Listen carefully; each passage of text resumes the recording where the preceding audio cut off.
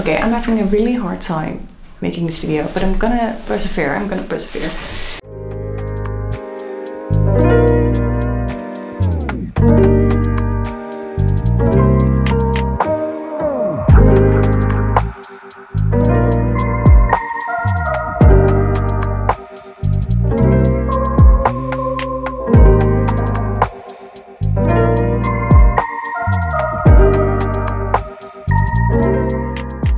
For a while now, I've been wanting to make a video about being an artist as a side hustle and to be honest in that. Because I feel like we romanticize a lot of artists. Of course, we have the studio vlogs on YouTube. I'm guilty to them as well.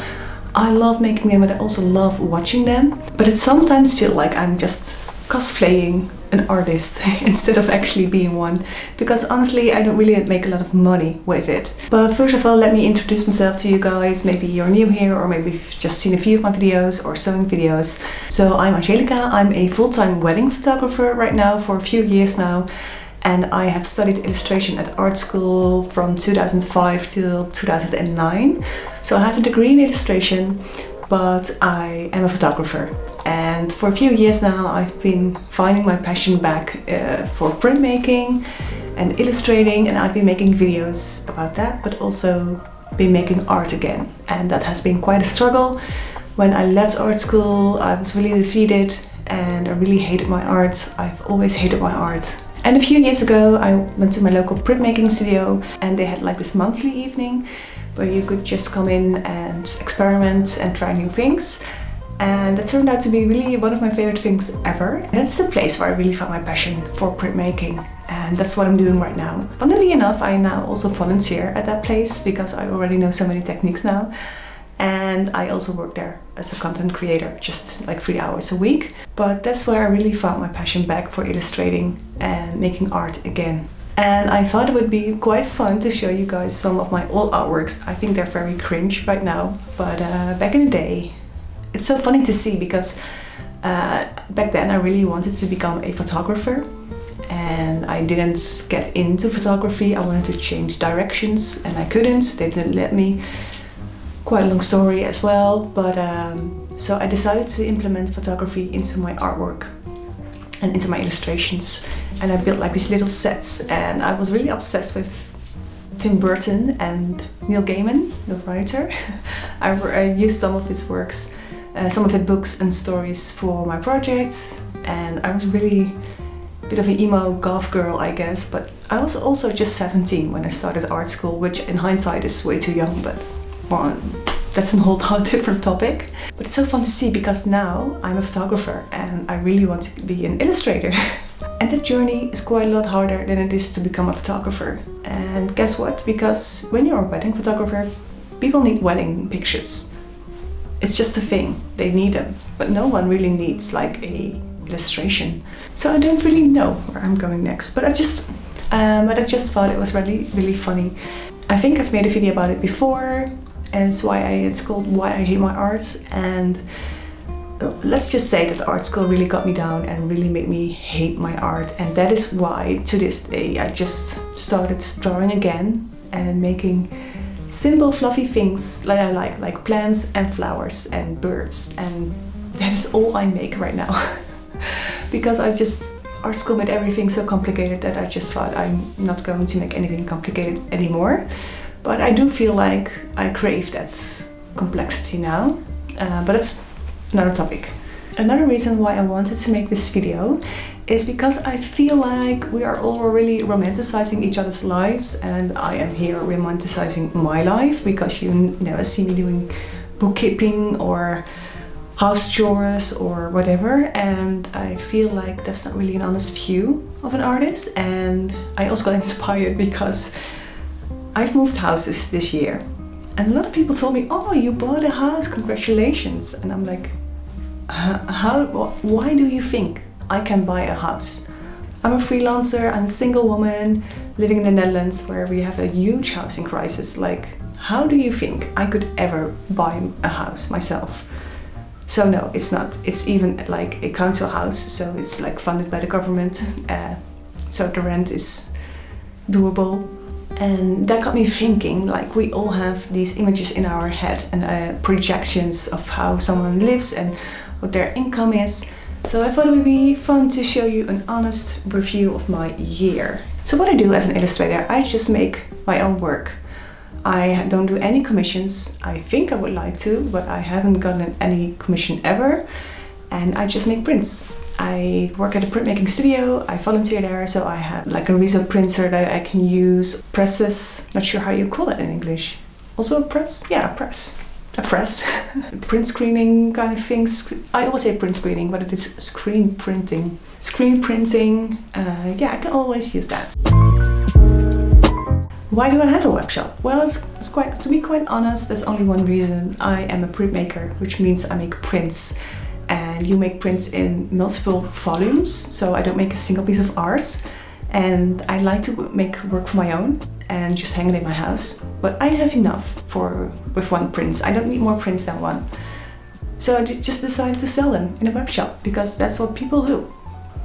It's just as simple as that. I don't do any commissions. I think I would like to, but that's another part of the video, I think.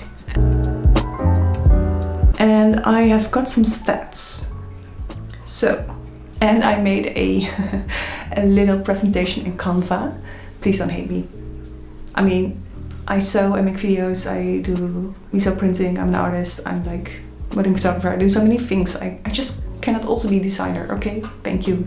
So my turnover in 2024 was 918 euros. I had a goal every year to make at least 1,000. And this is the year I came close. But not that much. So 918 euro a year. Well, I guess it's nice, but I also had costs and they were like 338 euro. A big part of that is in the brokerage, I'm not sure if you call it that, brokerage amount that I had to pay at the art fair where I sold my prints, and I had to pay like 25% of like the profits to them. So a big part of that is going into these costs, but also things like shipping. Shipping is so expensive. The prices on my web shop are all including shipping within the Netherlands, that's my own country. So big part of that is just shipping, but of course also shipping products like envelopes or I don't know, stickers, that kind of stuff. And of course production costs. Like riso printing. I make a lot of riso prints and they are very expensive to make.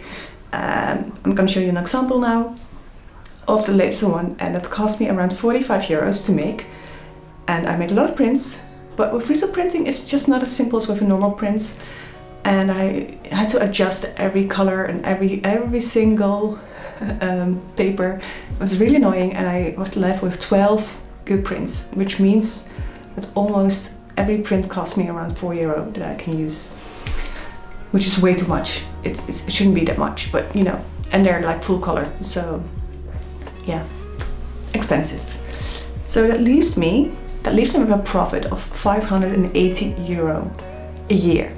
Okay, so 580 euro. I'm not gonna lie, it's not really a lot of money, but still, it's money, I guess. And the biggest part, funnily enough, was I made at one print market at the end of the year in October, which was I think 56%. I don't have the slides here, but I've already made them. I think it's like 56% of all profit I made at the market. And the other one was from my web shop, where I think I sold 16 orders. And in total, I have sold 53 prints, which I think is quite a lot. So 37 of them were riso prints, 15 were lino prints, and one was like an etching. And it's funny because around a year and a half ago, I never riso printed, and now it's like my thing that's most profitable, I guess. Or not really profitable, but sells the most. Interesting. And I also found it interesting to see what prints were the most popular. So like I said, I've sold 37 riso prints. That's a lot. Only 15 lino cuts and one etching. So I've started to look which is my top 3. So my most popular prints were the Christmas cards. I made a Christmas card set because I went to an art market and I sold a lot of those. I sold like 12 Christmas card sets. So number 2 is the riso print of the puffin, and I've sold 7 of those. And then the next one is a riso print, an A3 size of a flowers in a vase, and I sold 5 of those. And those were most popular prints, and the vase one and the poster is already sold out, and the puffin as well. And I think also the Christmas cards. I found it really funny to see that the ones that I made quickly and intuitively and without much thought are the most popular.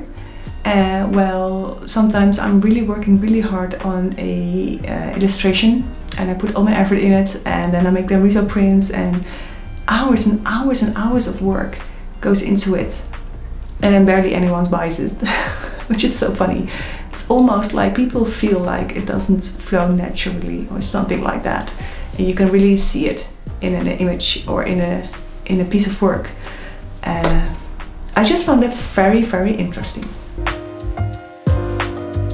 And of course I make money from YouTube because I am monetized, and in a year time I've made a grand total of I think around 100 euro. I got paid once because you only get paid from 70 euros. So I've only got paid 70 euros so far. I still haven't made enough money to get paid twice. And I've been making videos for 2 years, and I've been making videos because I really want to sell more prints. And I thought I'm following a lot of like studio vlogs, and I'm gonna try that as well. So if I'm, you know, making a studio vlog, people will find me, people will find my art, people will buy something. Well, I quickly realized that is not the case, because who watches studio vlogs? Not the clients. Other artists do. I do really enjoy making these videos, and I do really enjoy watching them myself. So maybe just inspire other people. So now I really make videos to inspire people to make ugly art and to just make. And I just want to give a quick shout out to a wonderful Instagram account that you'll probably know if you're an artist, but she is at Inspired to Write. I think she's called Amy, and she's a writer, and she makes these amazing posts encouraging artists to make art, even if it sucks and whatever. And I love her, and I think she's an icon. I want to accomplish something like that with my videos, and to just show people that you don't have to be great at drawing or technique or whatever, and that it's all about play and experiment. So initially that's why I made videos, because I thought that's the way my art will get attention, and that's the way I can sell more prints. I have to say I have sold some prints through my YouTube videos, through countries like New Zealand and Finland, I think, and Slovakia. I don't know, like all over the world, which is awesome. So thank you for that. So I'm already very happy. Okay, so at this point I really don't know where I'm at this video. Completely unhinged, but whatever. So I've made 580 euros this year. Please keep in mind that it is still without the taxes that I still need to pay. So it's even less. But it got me thinking, is it bad? Do I need to make more money? Do I want to make more money with my art? Or do I really want to keep it as a hobby like it is right now? Now it's just more like a justified hobby that, you know, if I make a print that I really love and I can hang it in my own home, that gives me so much joy. And if I just sell a few prints online, I could like break even with the cost. So I would have just made a free print for myself. That's how I see it right now, which is of course not profitable at all. But it is the feeling of someone buying your art is just so much fun and so rewarding. And I really love the market, for example. I don't know if I really want to make more money with my art. Maybe this is just fine, it's the way it is. And for now it's still fun, because that's the thing. And that's why I found it so funny to see that I really did a lot of photography at art school, because I wanted to be a photographer. And now that I'm a photographer, I feel like I am losing my passion for photography. And that is something I'm really afraid of that will happen again with my illustrations, because art school did that as well. And it makes me so happy to make art. So I don't really want to lose that. So I think that's why I think I'm fine for now, and I don't and I don't necessarily want to make more money. Yeah, I can make like €1,000 a year, that's fine, but I don't really want to do this full time. And that's a good realization to have. So my 2024 in review when it comes to printmaking and illustrating, I have made not so many prints, just a few. I've made mostly riso prints. They were the most popular as well, and did do some sketches in my sketchbook. I really got into that, but I also moved house, where I finally got a little studio, which I'm very thankful for.